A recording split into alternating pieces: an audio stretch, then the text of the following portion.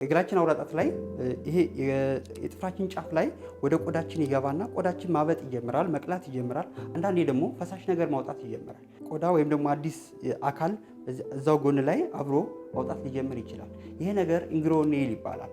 ምክንያቱ ዋነኛ የሚከሰትበት ምክንያት ደግሞ ጥፍራችንን ያላግባብ ከቆረጥን፣ በጣም ጥብቅ የሚያደርጉ ጫማዎች የምንለብስ ከሆነ ያ ጥብቅ ያደርጉ ጫማዎች የምንለብሳቸው ነገሮች ጥፍራችንን እንደዚህ በጣም ኮምፕረስ ስለሚያደርጉት ወደ ጎናችን የቆዳ ክፍል እንዲገባና ቁጣ እንዲፈጠር ያደርጉታል። ተጨማሪ ደግሞ የፈንገስ ኢንፌክሽኖችም ካሉ ጥፍራችን ሊያበላሹ ስለሚችሉ ጥፍራችን ወደ ቆዳችን የሚገባበት ምክንያት ሊፈጠር ይችላል። ተጨማሪ ደግሞ የሆነ ጥፍራችን አደጋ ደርሶበት መሰንጠቅ ወይም ደግሞ መታጠፍ ወይም ከተፈጠረበት ይህም ወደ ቆዳችን እንዲገባ አንዱ ምክንያት ሊሆን ይችላል።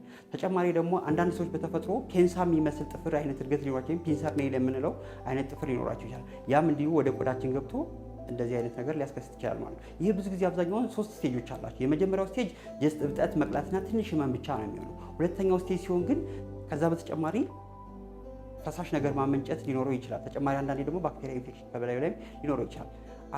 ሶስተኛው ስቴጅ ግን የመጨረሻ የምንለው ግን ትርፍ ቆዳ ወይም ትርፍ አካል እዛ በቁጣ የተነሳ አዲስ እስከማምረት ያደርሳል።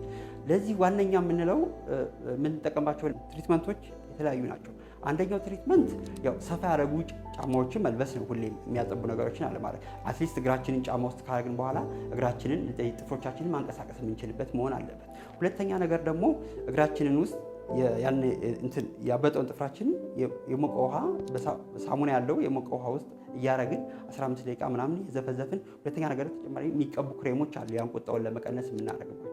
ተጨማሪ ደግሞ በባለሙያ በጎንና በጥፍራችንና በቆዳችን መሀል ጎዝም ሊሆን ይችላል ወይም ደግሞ ጥጥ ነገር እያረግን የሚለያዩበትን ነገር ጥፍሩ በስርዓት እንዲያርግበት የሚያደርግ ነገር። ሶስተኛ ነገር ደግሞ ጥፍራችንን በአግባቡ መቁረጥ አለ። ሁሌም ስንቆርጥ ወደ ውስጥ አስገብተን ሳይሆን ስትሬት ነው መሆን ያለበት። ወደ ውስጥ ካስገባ ነው ወደ ቆዳችን ገብቶ የሚጎዳችን የዚህ ነገር ይከሰታል ማለት። ፋይናሊ ግን ይሄም እንደዚህ ሆኖም ግን ስቲል መሻሻል ካልቻለ ወይም ኢምፕሩቭ ካልቻለ ዋነኛውና ዴፊኒቲቭ የሆነ ወይም አንደኛውን ማዳን የሚችለው ትሪትመንት ደግሞ ሰርጀሪ ነው ማለት ነው። ሙሉውን ጥፍር እንቆርጥና ከዚህ ከማምረቻው ጀምሮ ቆርጠን እንደገና እናያይዘዋለን። ኖርማል የሆነ ጥፍር ነው ያድጋል ማለት ነው። ሁሌም ጥፍራችንን ስንቆርጥ እንደዚህ አይነት ነገር እየተጠነቀቅን ቢሆን መልካም ነው። ዶክተር አደራጀው ብርሃን እባላለሁ። የቆዳና አባላዘር ሕክምና ስፔሻሊስት ነኝ።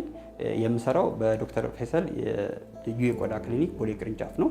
የቆዳ የፀጉር እና የጥፍር ሕክምና ምክር ከፈለጉ ከታች ባለው ስልክ ቁጥር ደውለው ቀጠሮ ማስያዝና ሕክምናውን ማግኘት ይችላሉ።